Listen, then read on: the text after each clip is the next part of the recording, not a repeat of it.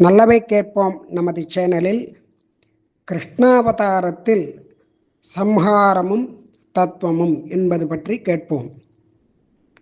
வசுதேவருக்கும் தேவகிக்கும் கிருஷ்ணன் குழந்தையாக பிறந்தான். அந்த பிறந்த குழந்தையை கூடையிலே வைத்துக்கொண்டு யமுனையை தாண்டி நந்தகோகுலத்திற்கு வந்து அங்கே யசோதையின் பக்கத்திலே இந்த குழந்தையை விட்டுவிட்டு யசோதை பிராட்டிக்கு பிறந்ததான பெண் குழந்தையை எடுத்துக்கொண்டு மதுரைக்கு வந்தார். அப்பொழுது கதவுகள் எல்லாம் திறந்து கொண்டன. இவர் உள்ளே சென்றதும் மறுபடியும் மூடிக்கொண்டது. வசுதேவர் எடுத்து சென்றதான பெண் குழந்தையை தேவகி பிராட்டிக்கு அருகிலேயே விட்டார். அப்பொழுது அந்த குழந்தை அழத் தொடங்கியது. உடனே காவல்காரர்கள் எல்லோரும் சென்று கம்சனிடத்தில் குழந்தை பிறந்து விட்டது என்று தெரிவித்தார்கள். உடனே கம்சனும் வழக்கம் போல அந்த குழந்தையை கொன்றுவிட வேண்டும் என்று முயற்சி செய்தான். அப்பொழுது அந்த குழந்தை தூக்கி போட்டவுடனே மேலே சென்று, ஏ மூடனே, உன்னை கொல்ல வந்த குழந்தை நந்தகோகுலத்திலே வசிக்கிறான் என்று கூறிவிட்டு சென்று விட்டது, மறைந்து விட்டது.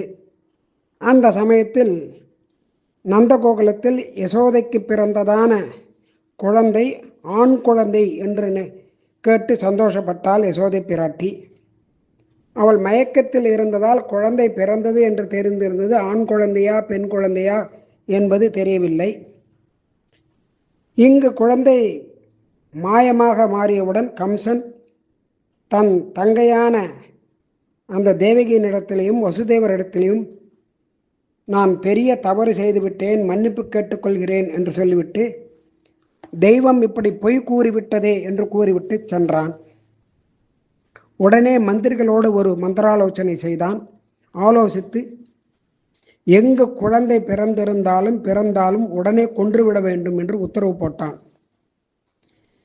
இந்த உத்தரவை கேட்டதான நந்தகோபருக்கு பயம் ஏற்பட்டுவிட்டது. அதனால் கிருஷ்ணனை மிகவும் ஜாக்கிரதையாக பாதுகாப்பாக காவல் காத்து கொண்டு வளர்த்து வந்தார். அந்த சமயத்தில் கம்சனால் ஏவப்பட்டதான மிகவும் கொடியவள், குழந்தைகளை எல்லாம் கொல்லக்கூடியவள் அந்த பூதனை என்பவள் கிராமங்களிலும் பட்டணங்களிலும் இடைச்சேரிகளிலும் உள்ள குழந்தைகளை எல்லாம் கொன்று குவித்து கொண்டு இப்படி வந்து கொண்டிருந்தால் கோகுலத்திற்கும் வந்துவிட்டாள். அவள் தன்னுடைய மாயையினால் ஒரு மானிட பெண்ணாக மாற்றிக்கொண்டு நந்தகோகுலத்தில் அப்படியே பிரவேசித்தாள். குழந்தைகளெல்லாம் கொல்லக்கூடியதான பூதனை நந்தகோபருடைய வீட்டுக்கு வந்து அந்த கிருஷ்ணனை மிகவும் எளிதாக தூக்கி தன் மடியிலே வைத்துக்கொண்டு விஷமான பாலை அவனுக்கு கொடுக்க ஆரம்பித்தாள். கிருஷ்ணனும் அதை நன்றாக சாப்பிடுவது போல நன்றாக உறிஞ்சி அந்த பாலோடு, அதாவது விஷத்தோடு சேர்ந்ததான அந்த ஸ்தன்யத்தோட அவளுடைய உயிரையும் அவன் உண்டான், உறிஞ்சினான். என்னை விட்டுவிடு, என்னை விட்டுவிடு என்று கத்திக்கொண்டே கீழே விழுந்து மரணத்தை அடைந்தாள். அப்பொழுது அந்த கிருஷ்ணன் பூதனியுடைய மார்பிலே ஏறி பயமில்லாமல் விளையாடி கொண்டிருந்தான். இதை பார்த்ததான கோபிகைகள் பதறி அடித்து கொண்டு குழந்தையை வாரி எடுத்துக்கொண்டு யசோதையிடம் கொடுத்து ரட்சணை செய்தார்கள், ரட்சை கட்டினார்கள். இப்படி பகவானுக்கு பால் கொடுக்க வந்ததால் அந்த பூதனை ஒரு நல்ல கதியை அடைந்தாள் என்று பாகவதம் கூறுகிறது. பூதனா சம்ஹாரம் அப்படிங்கிறத இந்த கிருஷ்ண சரித்திரம், இதை யார் கேட்குறாளோ, கிருஷ்ணனுடைய சரித்திரத்தில் முதல்ல பண்ணதான ஒரு சம்ஹாரம் பூதனா சம்ஹாரம். இந்த சம்ஹாரத்தை யார் கேட்குறாளோ அவளுக்கு புனர்ஜென்மம் கிடையாது, மறுபிறவி கிடையாது. அந்த பூதனினுடைய விஷத்தையும் அதோடு சேர்த்து அவளுடைய உயிரையும் உண்டு மறுபிறவி இல்லாதவாறு ஒரு அனுகிரகத்தை பண்ணினான் கிருஷ்ணன். அத மாதிரி இந்த விற்த்தாந்தத்தை கேட்பவர்களுக்கு புனர்ஜென்மம் இல்லை. இங்கே தத்துவம், பூதனை என்பவள் ஒரு ஸ்திரீ, அதுதான் அவித்யா என்று சொல்லக்கூடியது. பகவான் முதல்ல அவித்யை சம்ஹாரம் பண்ணினான். அவித்யா நிவர்த்திரேவகி மோக்ஷா அப்படின்னு ராமானுஜர் கூறியிருக்கிறார். ராமாவதாரத்திலும் கிருஷ்ணாவதாரத்திலும் பல வேற்றுமைகள் இருந்தாலும் முதலில் 2 அவதாரத்திலும் துஷ்டஸ்திரியை சம்ஹாரம் செய்தார்கள். ராமாவதாரத்தில் தாடகையும் கிருஷ்ணாவதாரத்தில் பூதனையும். இந்த தாடகை என்பதான அவித்யை, பூதனை என்பதான அவித்யை, அஜ்ஞானம். அஜ்ஞானம் போனால்தான் மோட்சம் கிடைக்கும். அதனால் பகவான் முதல்ல அஜ்ஞானத்தை போக்கடிக்கிறான். அவனை யார் சரணாகதி அடைகிறார்களோ, அவனை யார் தியானம் செய்கிறார்களோ, அவனை யார் பூஜிக்கிறார்களோ அவர்களுடைய அஜ்ஞானத்தை முதலில் போக்குகிறான் பகவான். இப்படி அஜ்ஞானத்தை போக்கடிப்பது தான் அவனுடைய அவதாரத்தின் முதல் பிரயோஜனம். அதனால தான் 2 அவதாரத்திலையுமே முதல்ல அந்த ஸ்திரீ என்று சொல்லக்கூடியதான அவித்யா அந்த சம்ஹாரத்தை பண்ணினான் என்று பெரியோர்கள் எல்லாருமே அனுபவிக்கிறார்கள். அடுத்தது சகடாசுர சம்ஹாரம். பூதனா சம்ஹாரம் முடிந்தது.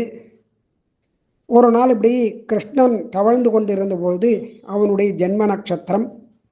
அப்போ கோபஸ்திரிகள் எல்லாரும் அவனோட சேர்ந்து கூடி ஆடி பாட்டு பாடி நடனம் ஆடிக்கொண்டிருந்தார்கள். வாத்தியங்கள் வாசித்து கொண்டிருந்தார்கள். பிராமணர்கள் ஸ்வஸ்தி வாசனம் செய்தார்கள். இப்படி யசோதை யமுனை நதிக்கரையில் மங்கள ஸ்நானம் செய்து விட்டால் கிருஷ்ணனுக்கு. அவனுக்கு தூக்கம் வருவது போல இருந்தது. உடனே தூங்கச் செய்தாள். பிராமணர்களுக்கு உபசாரங்கள் செய்தால். இப்படி அப்பொழுது குழந்தைக்கு 6 மாதம். இந்த குழந்தையை ஒரு முகூர்த்தம் பார்த்து நல்ல உற்சவத்தை நடத்துவது என்பது ஒரு வழக்கம்.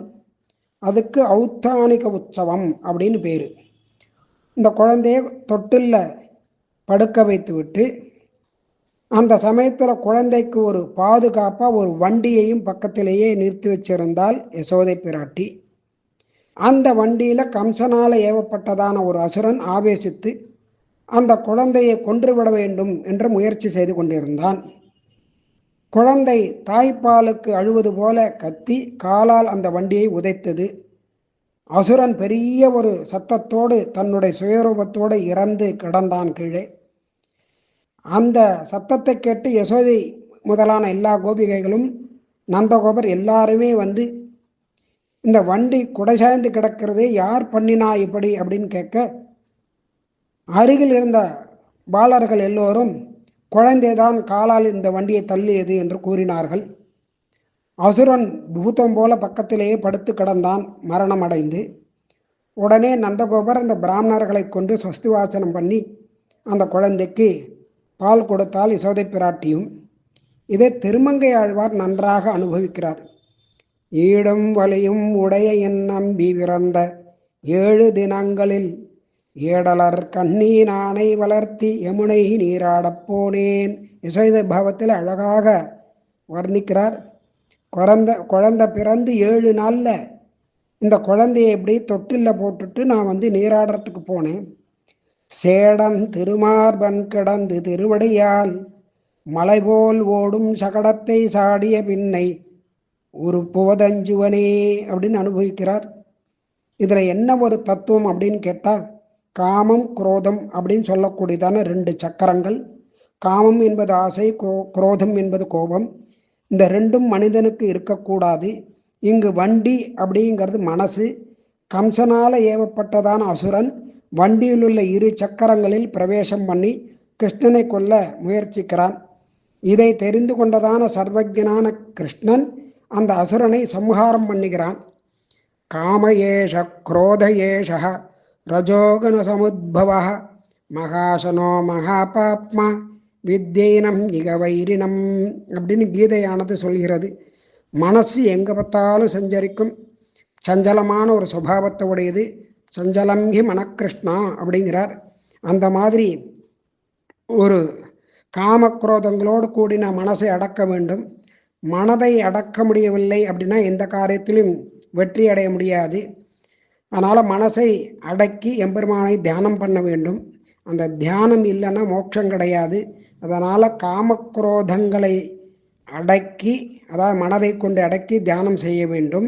எம்பெருமானை இப்படி இடைவிடாமல் தியானம் செய்தால், அதாவது செய்ய விடாமல் தடுக்கக்கூடியவைகள் இந்த ரெண்டும்.